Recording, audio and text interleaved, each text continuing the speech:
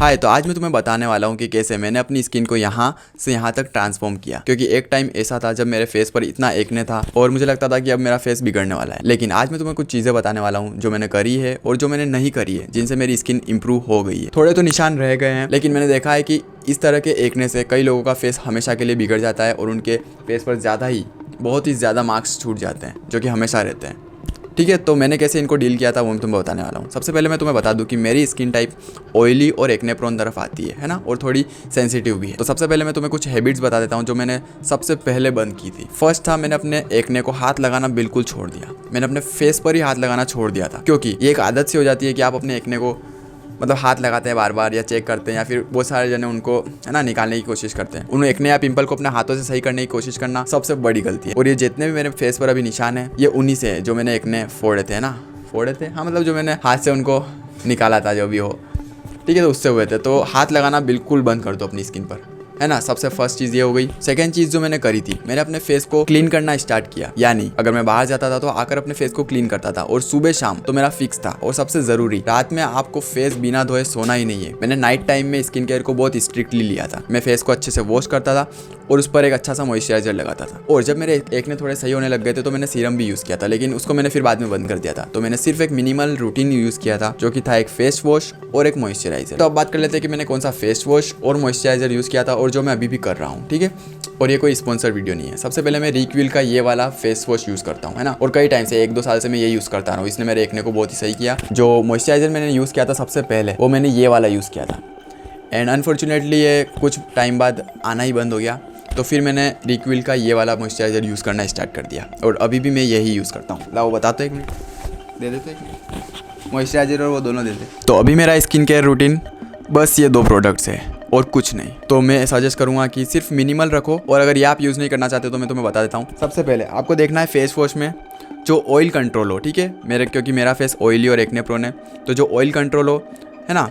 और मैं तो रिकमेंड करूंगा आप यही यूज़ करके देखना। और मॉइस्चराइजर आपको वो यूज़ करना है जो स्पेशली ऑयली या एक्ने प्रोन स्किन के लिए हो, जो नॉन कोमोडोजेनिक हो, और जो सबसे ज़रूरी चीज़ है जिसने मेरे एक्ने को सही किया, इसी ने मेरे एक्ने को सबसे ज़्यादा सही करने में मदद करी। वो था एक मैटिफाइंग मॉइस्चराइज़र, जो आपके फेस पर ऑयल को जमा नहीं होने देता है।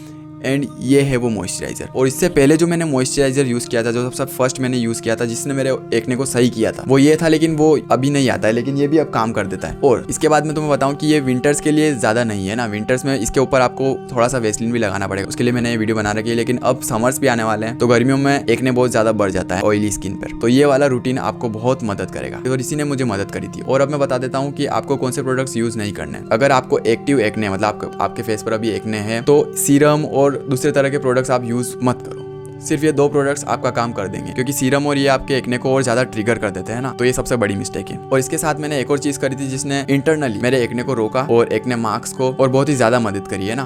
तो मैंने क्या किया था, मैंने सुबह चाय पीना बंद कर दिया था। 1 से 2 महीने के लिए मैंने चाय बिल्कुल नहीं पी थी, है ना। तो शुगर उससे कम हो गई मेरी, और उसकी जगह मैं सुबह पीता था आंवला और एलोवेरा का जूस डेली, खाली पेट सुबह में पीता था। सच में पीता था, है ना। 30 दिन या 2 महीने, मतलब 30 दिन में तो मुझे बहुत फर्क पड़ गया था, और वो मैंने कंटिन्यू 2 महीने तक किया था। तो उसके बाद से मेरा एक्ने और एक्ने मार्क्स और नए एक्ने आना भी बंद हो गया था। ठीक है, तो ये सब चीज़ें मैंने करी थी। और एक और चीज़ जो मैंने की थी कि मेरे बाल लंबे थे उस टाइम, तो उससे भी मुझे एक्ने होता था। तो मैंने अपने बालों को साफ करना शुरू किया। कि बालों में अगर डैंड्रफ जमा हो रहा है, वो आपके बाल ऑयली है, तो उनको वॉश करते रहो रेगुलरली, है ना। अगर ज़्यादा दिन तक आप अपने बालों को वॉश नहीं करोगे तो आपको एक्ने होगा, ये सच है। और ये मैंने फेस किया है, और वो एक्ने बहुत ही बुरा होता है, और वो आपके फेस पर निशान छोड़ देता है हमेशा के लिए, जो कि बहुत ही बुरा है। और नेक्स्ट चीज़ जो मैंने करी थी वो थी, मैंने पिलो केस को साफ करना स्टार्ट किया। अगर आप वही गंदा पिलो डेली यूज कर रहे हो तो आपको एक्ने होगा ही होगा, क्योंकि रात भर आपका फेस पिलो पर ही रहता है। तो सारी जो गंदगी वो आपके फेस पर एब्जॉर्ब हो जाएगी। ठीक है, और डैंड्रफ और जो भी चीज़ें और भी होगी वो सब आपके फेस पर एब्जॉर्ब हो जाएगी।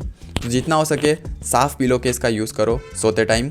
एंड स्लीप अच्छी रखो, और पानी अच्छा पियो भर भर के। ठीक है, हाइड्रेटेड रहो। तो ये सारी चीज़ें थी जो मैंने करी, जिससे मेरी स्किन बहुत इंप्रूव हुई है, बहुत। ठीक है, नहीं तो मेरा फेस अभी तक बिगड़ जाता और शायद मैं वीडियोस भी बनाने लायक नहीं होता, क्योंकि मुझे कॉन्फिडेंस नहीं होता है ना, क्योंकि मुझ में कॉन्फिडेंस नहीं होता। ठीक है, तो और भी कुछ चीज़ें होंगी जो मैं भूल गया हूँगा, तो कोई बात नहीं, अगली वीडियो में बता दूंगा। थैंक्स फॉर वॉचिंग, मिलते हैं अगली वीडियो में, जो कि होने वाली है अबाउट कल देखते हैं। अरे गाय आ गई।